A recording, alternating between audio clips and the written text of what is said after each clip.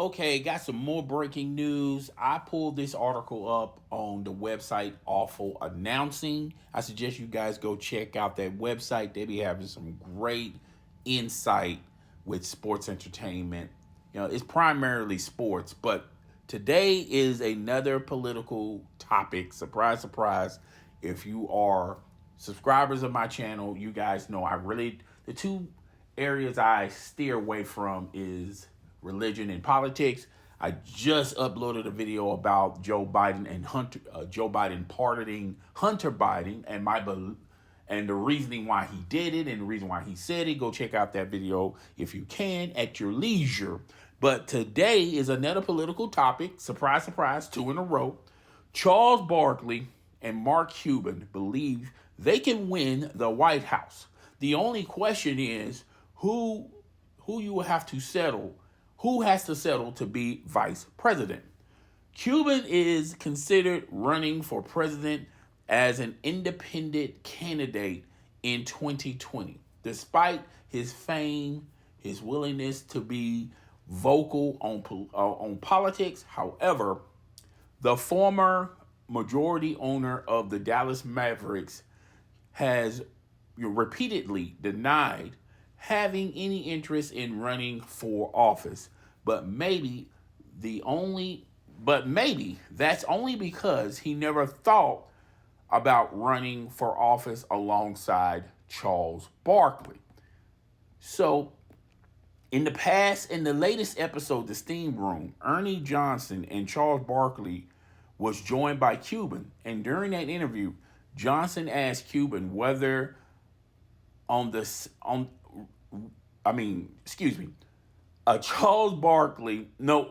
Johnson asked Cuban whether being on the same ticket as beloved NBA analyst would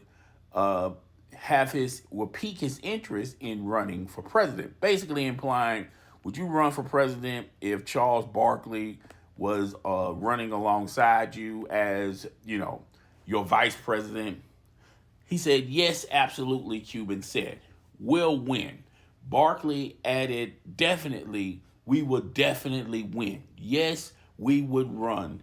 We would run away with it. Cuban said, as a potential running mate, echoing the same sentiments, no question about it. As a Democrat, as the Democrats were lost to the 2024 election, their 2028 primary is starting to shape up with Charles Barkley, Mark Cuban, Stephen A. Smith expressed interest.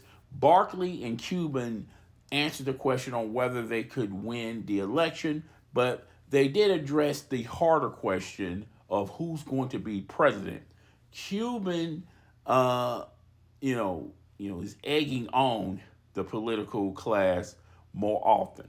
But Barkley has a rare skill of being able to weigh in on issues while remaining popular from people from different parties.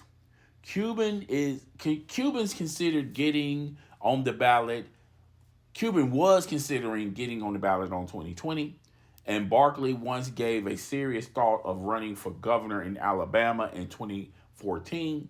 So while we can confidently predict Barkley and Cuban won't be on the ticket for the Democratic Party in 2028, it's not likely. We haven't heard any confirmation on whether or not Mark Cuban or Charles Barkley will be on the Democratic side of things in 2028. So that's a whole lot of stuff we can weigh in. All right, first and foremost, Charles Barkley is a Republican through and through. I really don't see Charles Barkley, if he would consider running for president, he would be under the umbrella of the Democratic Party. All right. He's full Republican. Mark Cuban, on the other hand, I think he would do the Democratic Party because he would look at it as if I became, and I believe Cuban is more Republican than Democrat, but I feel like Cuban, the reason why he would do the Democratic side of things is he doesn't want to be following along the footsteps of Trump. Okay, Trump was a celebrity, a very popular celebrity. He was an iconic brand, an iconic name, and he rise through the Republican side of things, became president not once but twice. And I feel like Cuban does not want to follow the footsteps of Trump, and he doesn't want to be classified as, here we go again, another celebrity going into politics that has a huge following and this, that, and the third. I do feel like Mark Cuban would go on the Democratic side of things, rise through the ashes of the Democrats. And another thing is, on the Republican side of things in 2028, it's stacked over there. A lot of people think J.D. Vance is going to be a shoe-in to be our next president right after Trump. Good luck with that, because on the Republican side of things, they have some faces and names. He's going to have a hard time convincing the American public that he should be the next. It's not guaranteed lock, stock, and barrel because he was the vice president of Trump. All right, so he's got a huge uphill battle for him. And if Cuban thought about going as a Republican, he will have to look at that and then look at the Democrat side of things. The Democrat side of things, there's really not a lot of people there that can pose a threat if Cuban wants to, go rise in the political rankings and become our next commander in chief. I think it'll be a lot easier for Cuban to do it on the Democrat side of things, on the Democrat side of things than the Republican side of things. Okay, they're uphill climb, but it's a little bit more easier on the Democrats. That's all I want to say on that. All right. As far as Charles Barkley, it will be difficult for Charles Barkley, and it really doesn't matter if he goes as a Republican or as a Democrat. Even though Charles Barkley is popular, Charles Barkley is that person that say things that everyone else wouldn't say. He does speak his mind. But I think Charles Barkley is, it'll be hard to convince people to vote for Charles Barkley, particularly people that have agendas, but particularly people that are promoting other agendas in other communities, the LBCQ. I think they'll have a hard time with Charles Barkley. Will have to, speak to a representative there. Black Lives Matter. I think Charles Barkley will have a hard time convincing people that are, that's on that side of the fence. I think Charles Barkley would have a hard time. I think he'll have an easy time with pro-gun lobbyists, the workers' unions. I think he'll have a great line of communication with those aspects. I think also Charles Barkley would have a hard time with other political figures that are interested in becoming president or interested in a certain person becoming the Democrat representative to be the next commander in chief. I don't think Charles Barkley has a line of communication on either the Republicans or the Democratic side where he can lean on that can promote him on either side of the fence.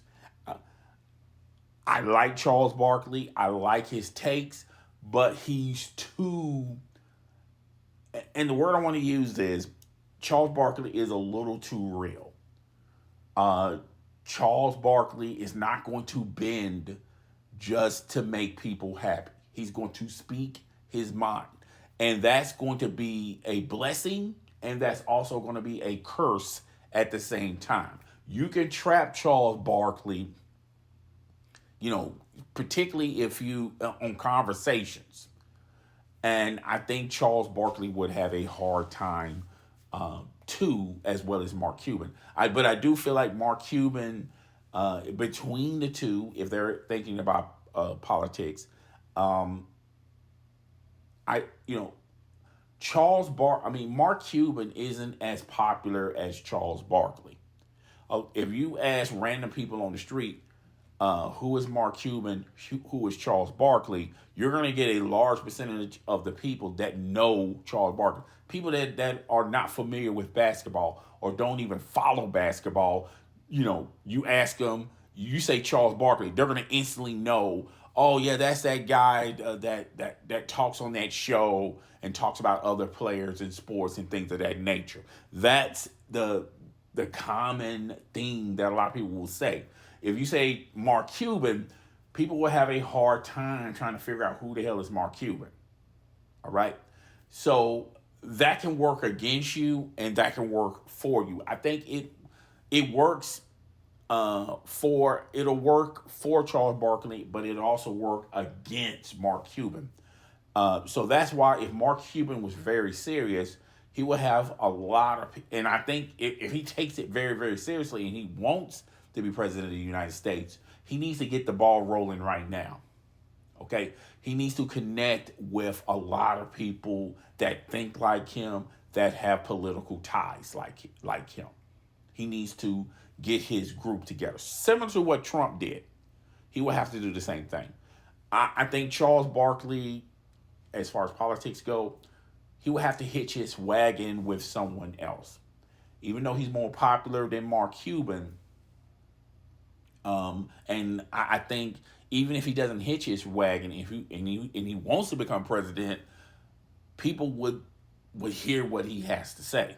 People would honestly give him a shot, give him a chance. Okay, so yeah, that's my opinion on this. Go check out Awful Announcing.